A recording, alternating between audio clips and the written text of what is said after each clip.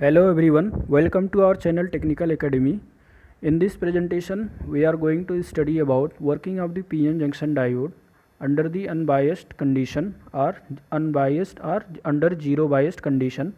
So this is our lecture number 10. In the previous lecture, we have studied about introduction part of the PN junction and PN junction diode. So in this presentation, we will start with working of the PN junction diode under the zero biased diode or zero biased condition. So the first point is that the number of electrons in the n-type material is greater than the number of electrons present in the p-type, and the number of holes present in the p-type material will be greater than the number of holes present in the n-type material, because we know that holes in the p-type materials are majority charge carrier. So the number of majority charge carriers will be greater and the number of minority charge carriers will be less. So in the p-type material, the concentration of hole is greater than the number of electrons, and the number of holes in the n-type material will be less in comparison to the p-type material. And in n-type material, our majority charge carrier is electrons, so the number of electrons present in the n-type material will be comparatively greater than the number of electrons present in the p-type material. So this creates a difference in the concentration of electrons and holes, which causes diffusion. So we can say that this will create a pressure difference, or we can say it will create a concentration difference in the electrons and holes. So it will cause diffusion. This is a phenomenon. Diffusion means depletion of charges, depletion of mobile charges, and only immobile ions will be left. So you can clearly understand this. This is our point number A, this is our point number B. If the pressure of A is greater than the pressure of B, so the number of electrons will flow from A to B. That is the reason, this is the reason there is diffusion of the electrons and holes, and the current produced due to the diffusion is called as diffusion of the current I naught. So what does it mean? That the number of electrons from the n will jump across the junction near the p-type, and it will diffuse with the electrons present in the p-type, and only immobile ions will be left near the p side, and the number of holes will jump across the junction and it will move towards the n side. Near the n side, the number of mobile charges will be diffused with the holes, and only immobile positive charges will be left here near the n side. So this will cause diffusion that we have seen here. And the number of electrons from n type will jump across the junction near the p side, and it will diffuse the positive ions, and only immobile ions will be left in the near the p side, that we have already discussed. So in the next point, this is our point number 4. In the similar way, the number of holes from the p side will jump across the junction towards the n side, and there will be electron hole recombination, and only immobile ions, that is holes, will be left near the n type. So in the figure we have seen this point, that the number of holes will jump from the p to n side, and it will deplete the negative charges, and only immobile positive ions will be left near the n side. Due to the electron hole diffusion, an electric field will be generated from n type to p type. This will deplete the junction. It will create a region that is known as depletion region. So due to the diffusion of electron and hole, the region will be left with only immobile charges, only uncovered immobile charges, and that region is known as depletion region, and there are three names of the depletion region. We can say either depletion region or space charge region or transition region. It will be left only with immobile ions.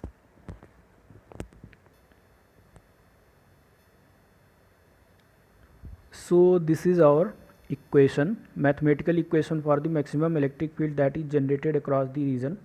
So it is represented by E naught, which is equals to minus q upon epsilon into nd into wn, where nd is the n-type donor atom concentration, np is the p-type acceptor atom concentration, and wn is the width of the depletion region for the n side, wp is the width of the depletion region for the p side, and epsilon is permittivity, where epsilon is equals to epsilon naught into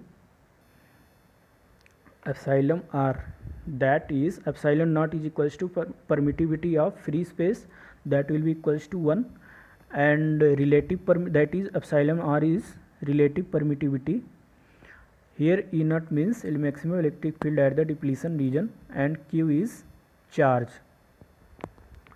The relationship between the potential barrier and the electric field is given as, so there is a relationship that is derived, which is given mathematically between the electric field and the potential barrier, that is V naught is equals to minus 1 by 2 into E naught into W. So here V naught is our potential barrier, and this is our mathematical equation for the width of the depletion region or unbiased zero biased condition, and it is given by W. So W is equals to 2 into epsilon into V naught upon Q into Na plus Nd by Na plus Nd to the whole square root or 1 by 2. So from this equation we can conclude that the width of the depletion region depends on the concentration level, which is inversely proportional to the root of concentration, and that is inversely proportional to the doping level. So if we increase the doping, it means that this is our depletion region, so it will decrease with the increase in the doping level, because they have inverse relationship. So in the sixth point, this depletion region will opposes the flow of majority charge carriers, that is electrons cannot move from the n side to the p side, and the holes cannot move from the p to n side. So this can be illustrated through the given figure. You can see in this figure that the negative immobile ions are left near the p side, and positive immobile ions are left near the n side. So due to the repulsion force, as we know that there is a repulsion between the same polarity charges, so this is our hole, that is positive charges.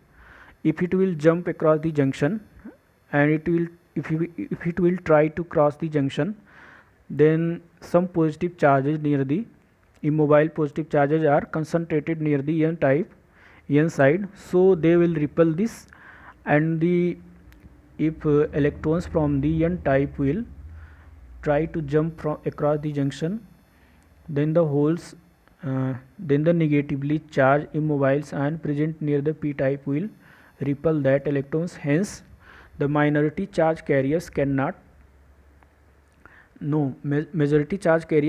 cross the junction, but the minority charge carriers can cross.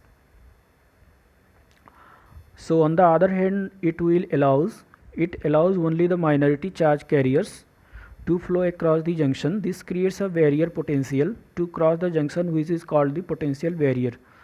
So on the other hand, we can say that the depletion region will only allow to flow the minority charge carriers, and due to this reason it will create a potential barrier that is known as that is known as potential barrier. Means it will create a barrier for the potential to cross the junction, which is known as potential barrier or contact potential, or we can say that built-in voltage. So the potential barrier equation, mathematical equation, can be given as it is shown in the given figure.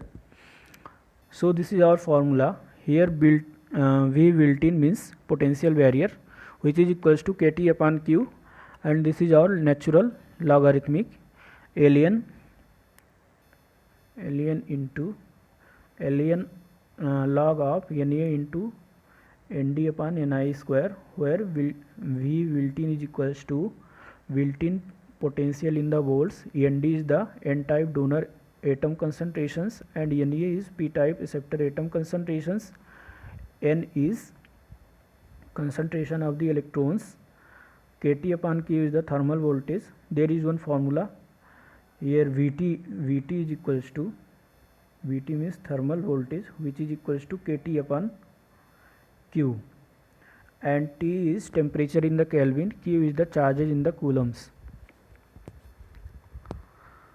So friends, if you like this video, then you can subscribe the channel, and if you want to get the notification for the upcoming video in the future, then you can press the bell icons. Okay, thank you.